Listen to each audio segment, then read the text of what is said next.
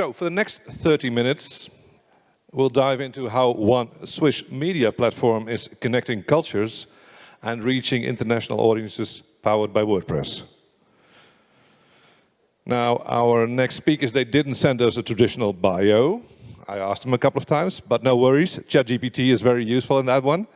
I did some digging, and ChatGPT did that. It turns out that one of them, Ronny Marx, is a seasoned presenter with over 300 talks under his belt. And currently the commercial director at Syde, Europe's largest WordPress agency. He's also written books, founded startups, and even knows a thing or two about selling things on Amazon.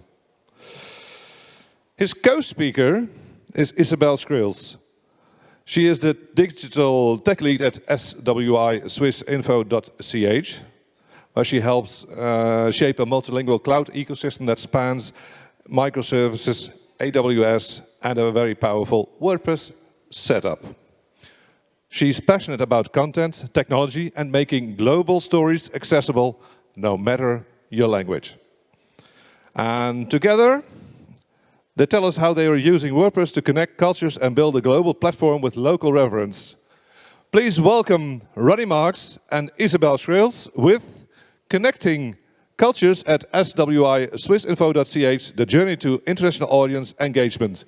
Give them a big applause. Thank you. Thank you. Mic is on. Yours too? I guess so. Great. What a stage. So, welcome everybody. The intro was done, so nothing more to tell here. But let's dive a bit deeper in what we're going to tackle today. It's going to be a story. It's not going to be a deep tech talk, just to be aware of. It's more about, of course, SwissInfo, what we did together, achieved together. It was not only relaunching a website, like the technical stuff, it was more also about embracing something new, something digital native, something built for the future. Am I right so far?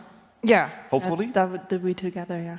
Okay, great. So what we're going to tell you today is not only about a website, it's also about a shift of mindset, a great collaboration between an agency and also a great client.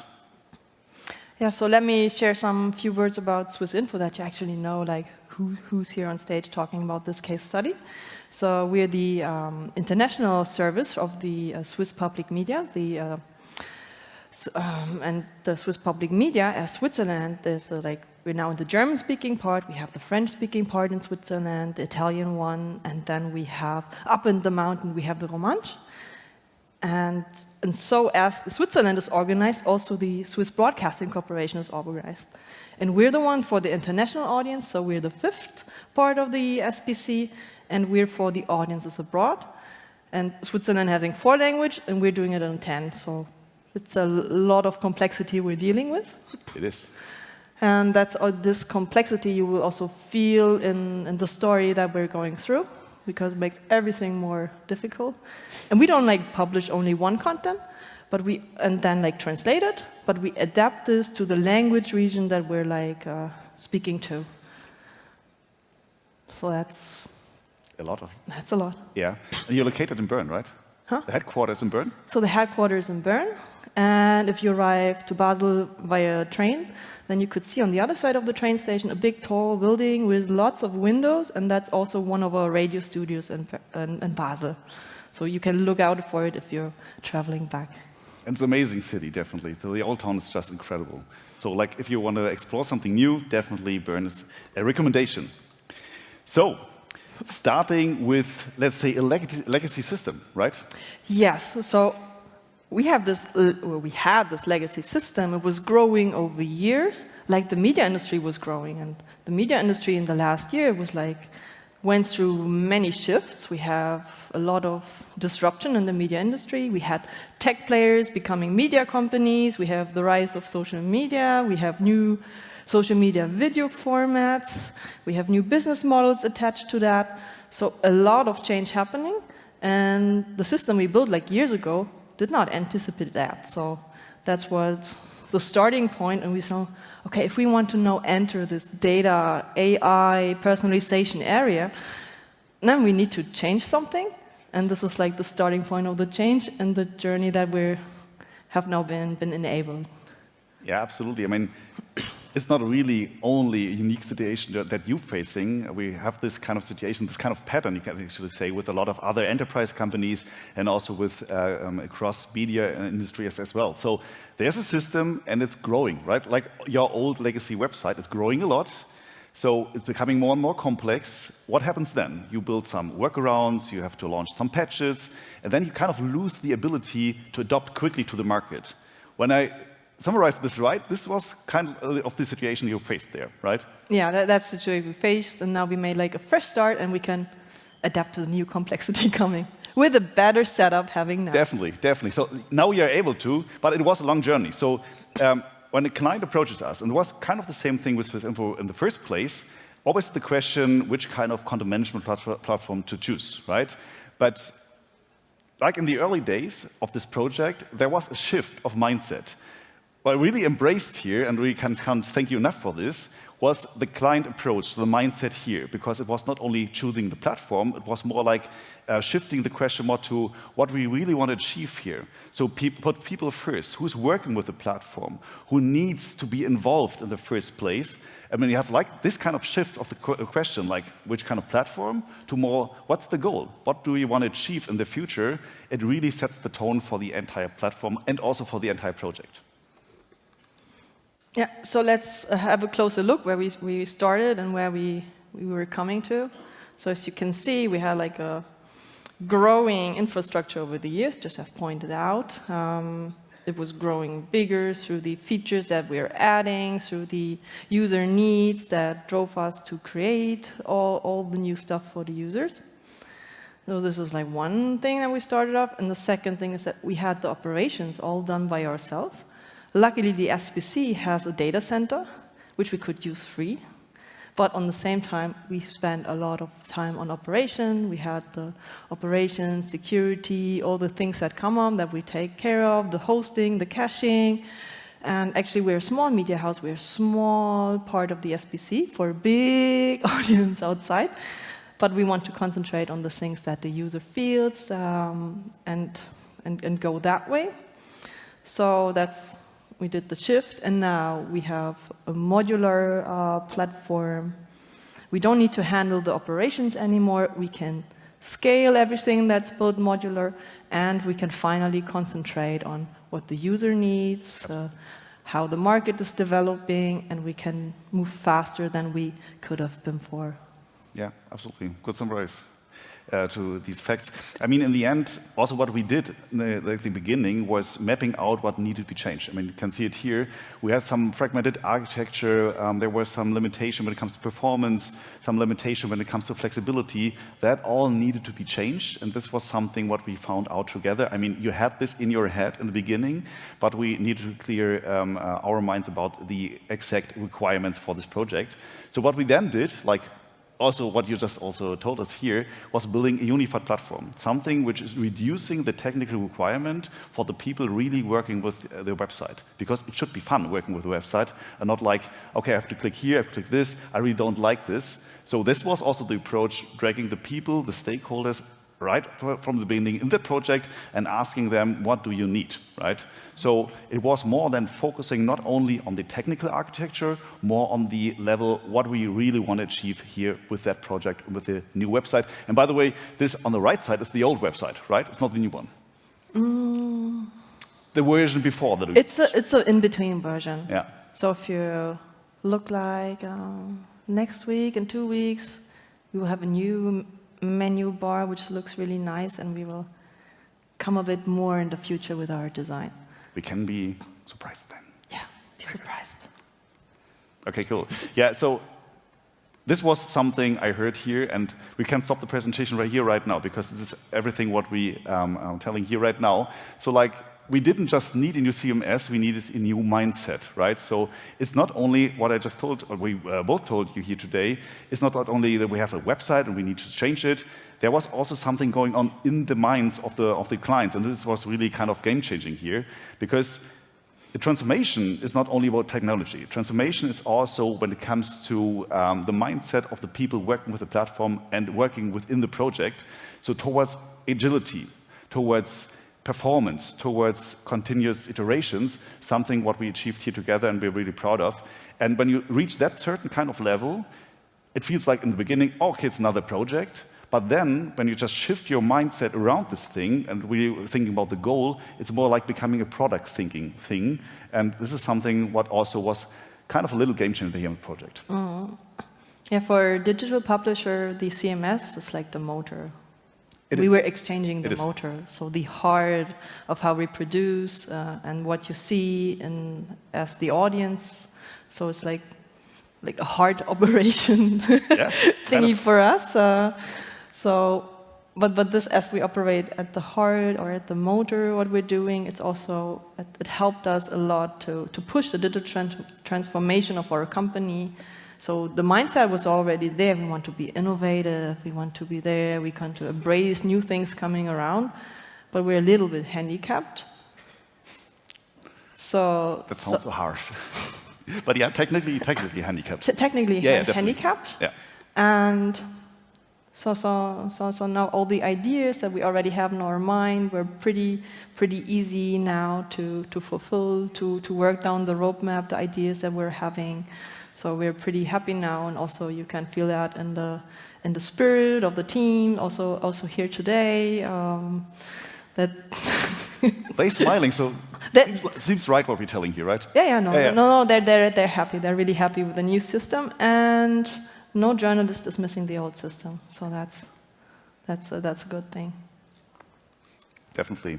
And when we're just diving a bit deeper, how we did it, right? So there were 3 key elements combined together. So first of all, you can build the best website in the world when the hosting isn't right or not performance driven or not secure.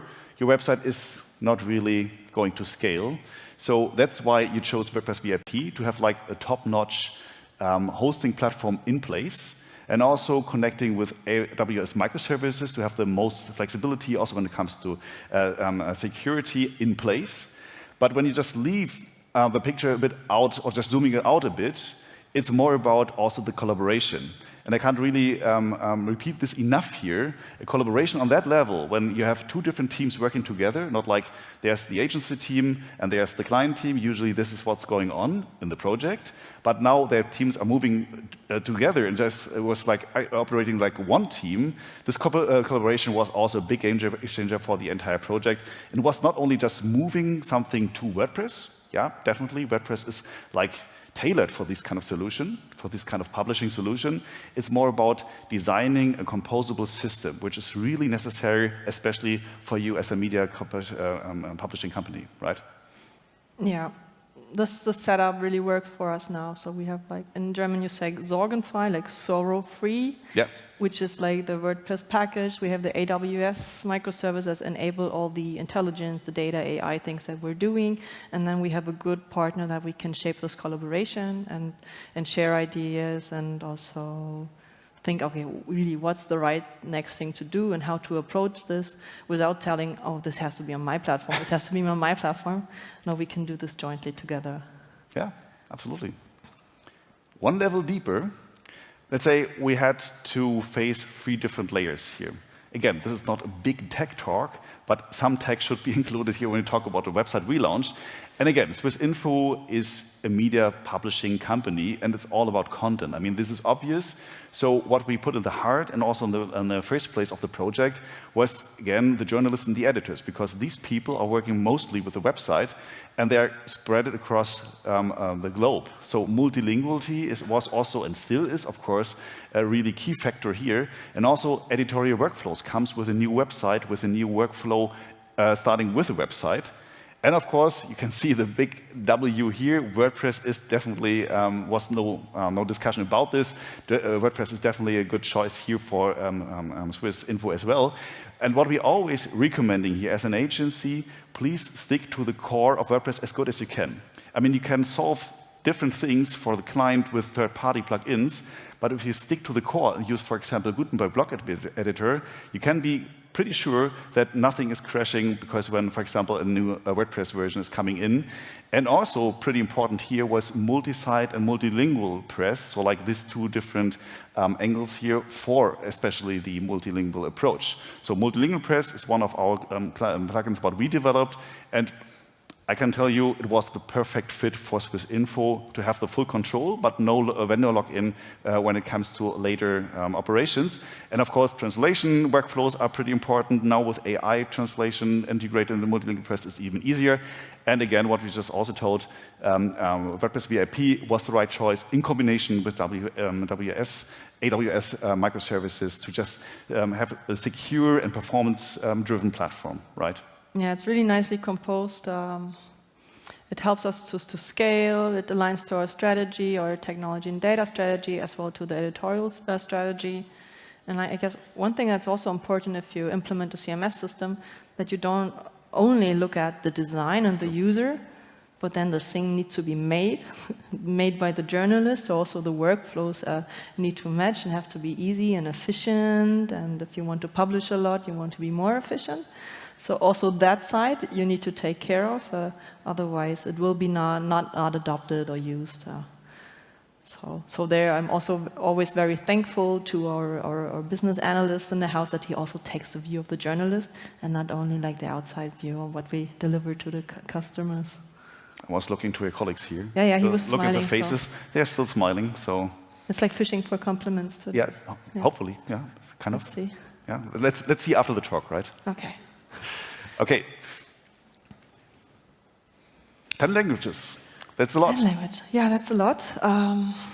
So we're all about multilingual publishing, not lingual publishing. So we have in the house 10 editorial departments. So each department can work on one WordPress site and be there flexible. And then each language site also has their own layout, as we publish also in Russian and Chinese. So we have not the Latin words, but the other ones. And then also Arabic, which is not left to right, but right to left. So also there, always, True. With every feature you're thinking through, we have to do translations 10 times, and then think, oh, and this also in the other layout, and then every feature maybe takes a little more time to do the localization, but that's worth it. And then what we have, the second is like easy copy flows. So if we have one article written, and then maybe it's written in English, and then the Portuguese department wants to take this over, then they have easy copy mechanisms in the system. So why is copy mechanisms so interesting? Because you have the picture, you have the legend, you have the subtitles, you have the text, maybe you have an info box. Then you have a lot of check marks about the metadata, the copyright, the alt tags, so a lot to think about. So it's very good if you have good copy mechanisms in there, if you want to be scale and efficient.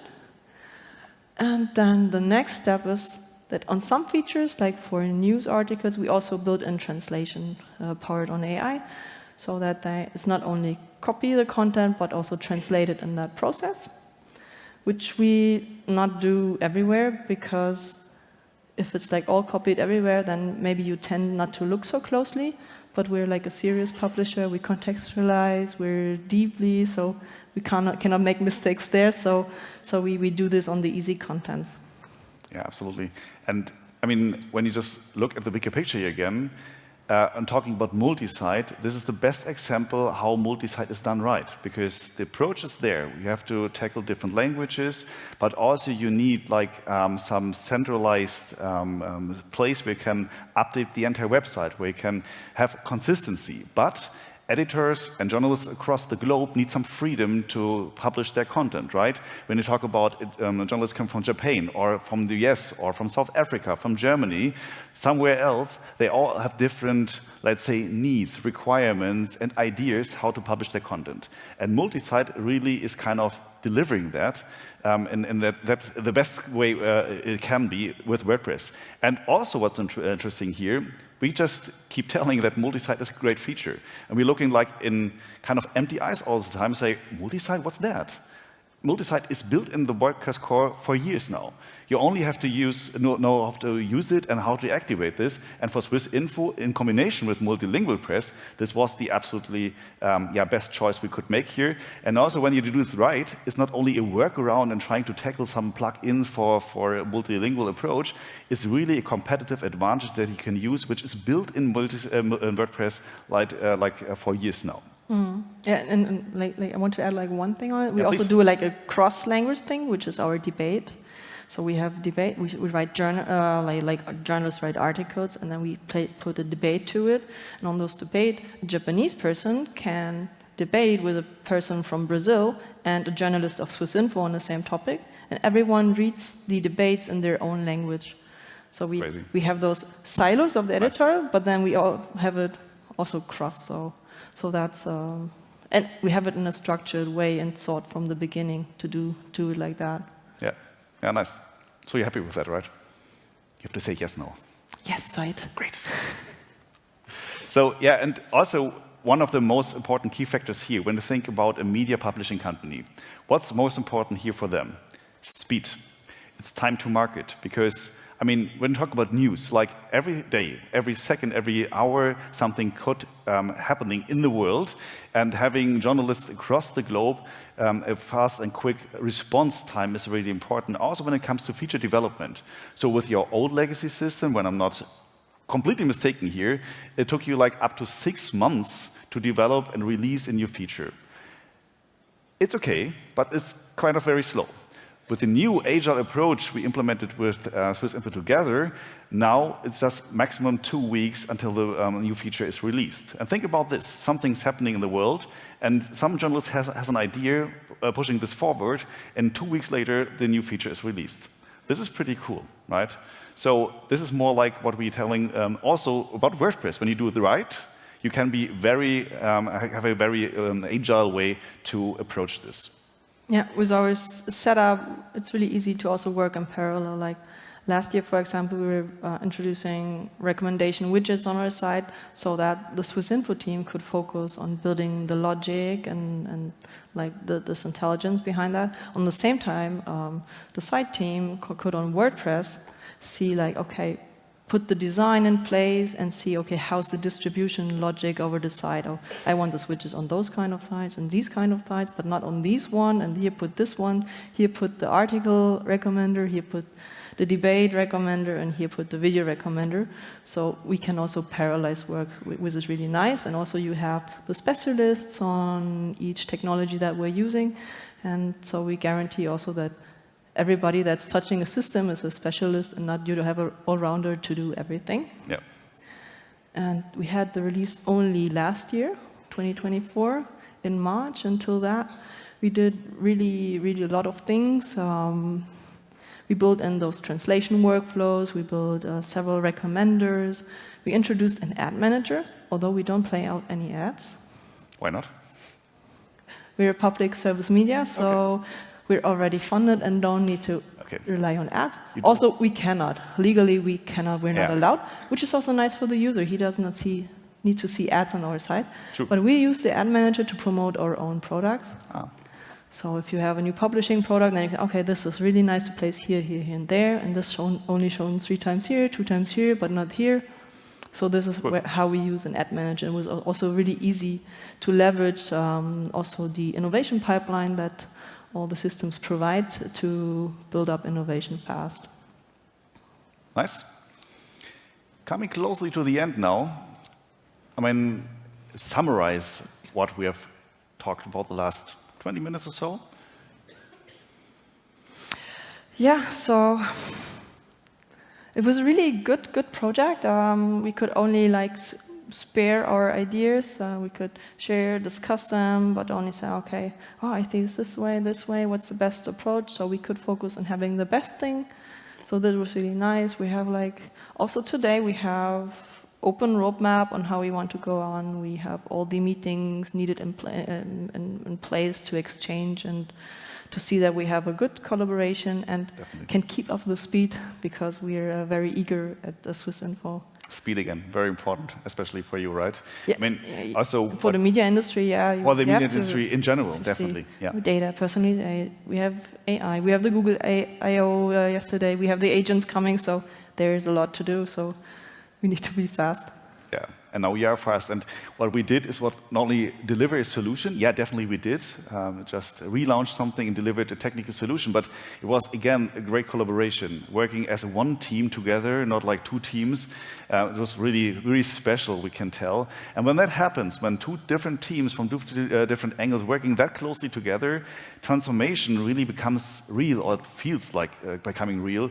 It's not only a technical change, but it's more also like a cultural transformation, coming back to the title, right? So connecting to different cultures, also within the team and how to deliver the project, the cultural approach between a service provider and the client, right? Yeah.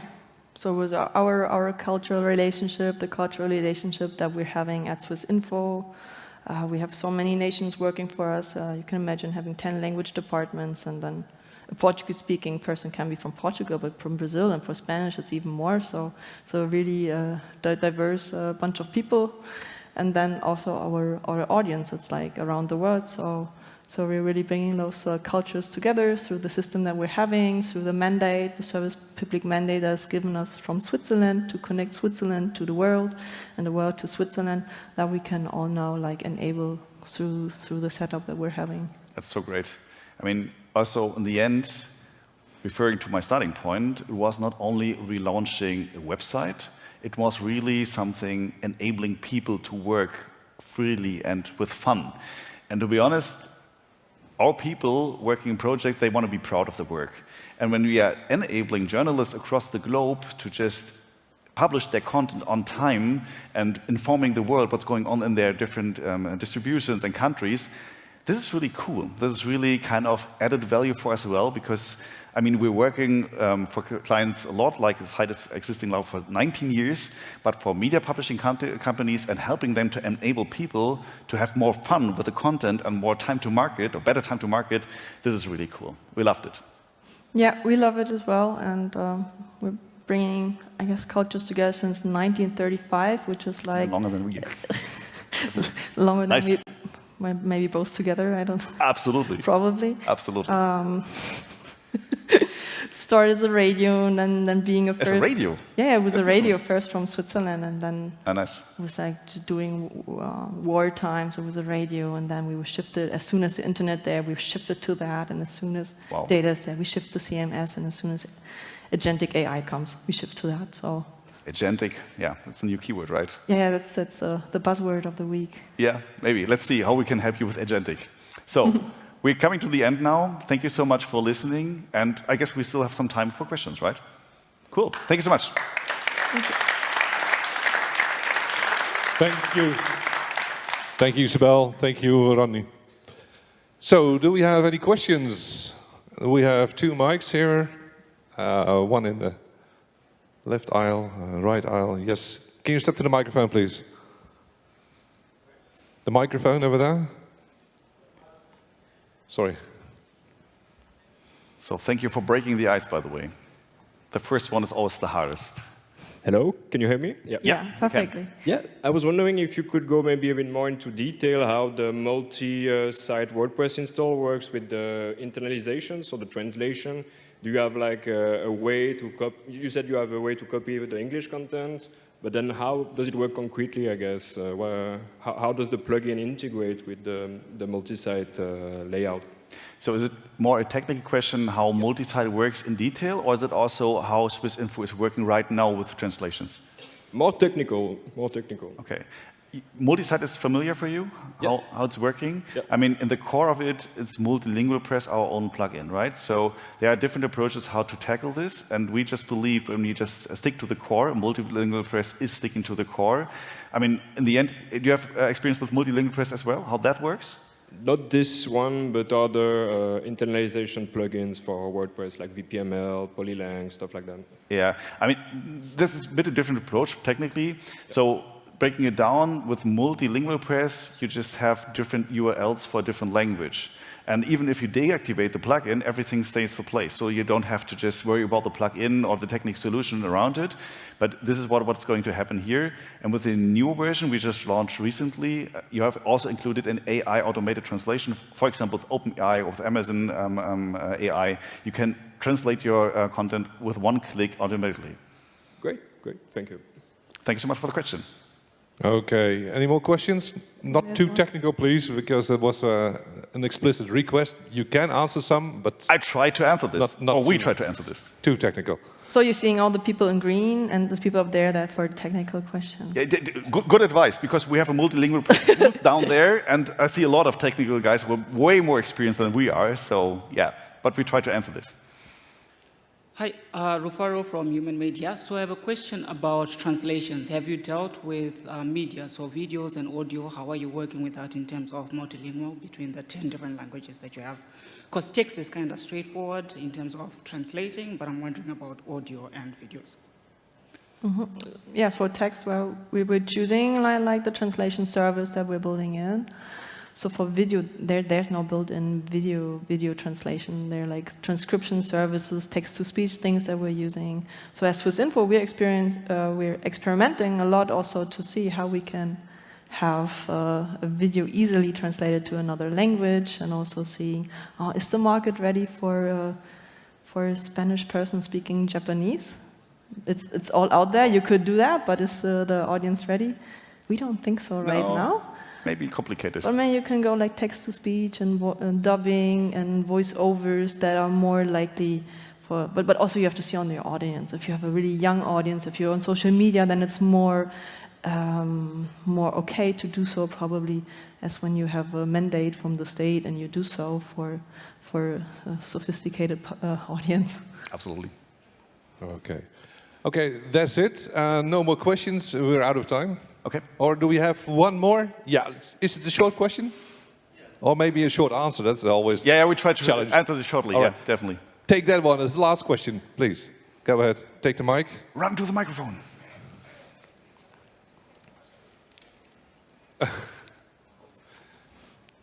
Yes, there we go.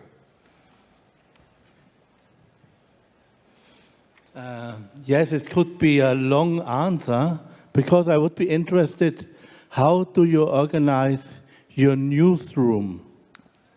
That's definitely your question. But make it please shortly, because the people want to go. But it's interesting to make Yeah, we how can to also make organize your newsroom. Thank you. Good question. Okay. Yeah, we can follow up also on the break, but we have like 10 different language departments, and then we have topic expert. A topic expert is like searching for a topic out there that's interesting to the wild audiences, then getting input from the language departments for which region, what aspects should be interesting, so it's written then once. And then it's adapted from another newsroom. And then they see, okay, this is for the Russian market, so I explain this and that a little bit more. This is for the Spanish market, so here and there. And that's how we start from the topic, and then we start in one language, and then we see for which other topics is it also available. Question Okay. answered, hopefully. Yeah. Okay, so if there are any more questions or you want to go into detail, WP Cafe is the place to be. Sure. All right.